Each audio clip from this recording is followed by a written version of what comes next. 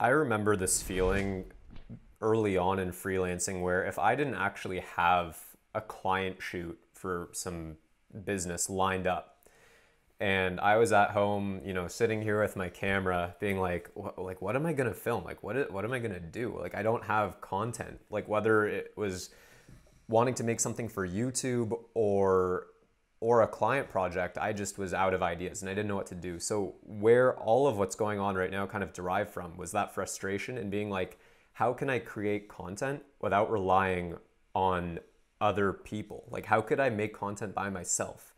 A big thing for that is inanimate objects, products, because you don't necessarily have to worry about having an actor or actress in your video, and you could find any ordinary object around the house. And I would just spend hours kind of practicing lighting techniques, editing techniques, different angles, trying to figure out how to make something simple look good. And when you're in that sort of frame of mind, if a small company comes to you and says they want a video, you're not going to be picky. You're going to be like, yeah, let's do it. Like, I just want to make cool stuff. Yeah. I remember one of the first jobs I was able to do was my homie had opened up a restaurant and they had this really cool new kitchen. And I thought it was the dopest thing in the world that I was able to hook like a GoPro to the spatula thing and catch like a burger flipping in the air. And I was like, oh my God. And that shook everybody in the town. Like, anyone who watched that video was like, damn, what is this? Because most of it before was just tripod locked off shots. That was just like the most boring commercial.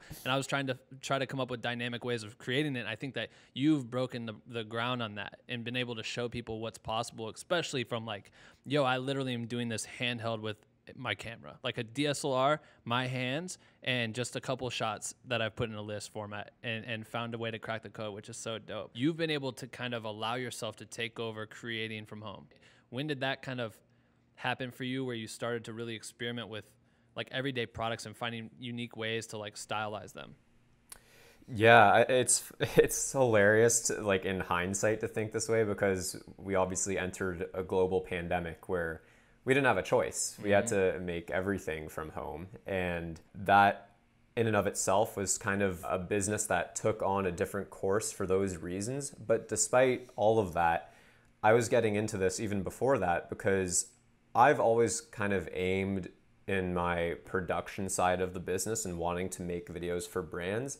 My goal has always been, I don't want to be the guy with like this massively expensive studio with expensive cameras, big crews where you're directing like 20 different people. You have like a person doing lighting, a person doing audio, an editor, CGI, and all of these different roles. I was just like, how can I like minimize the cost and the amount of resources necessary, but get as close to the same result as possible?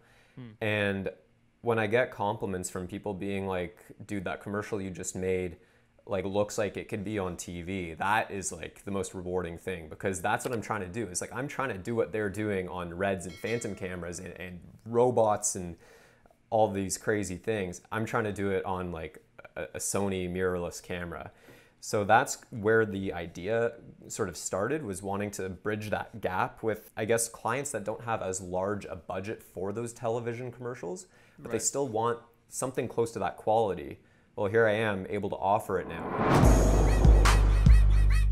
Thanks for listening to this clip. Make sure to listen to the full interview, which is available on Apple Podcasts, Spotify, and wherever else you listen to podcasts. Hit the subscribe button for more highlights and join our Black Widow Cream private community for creators. Links are in the description.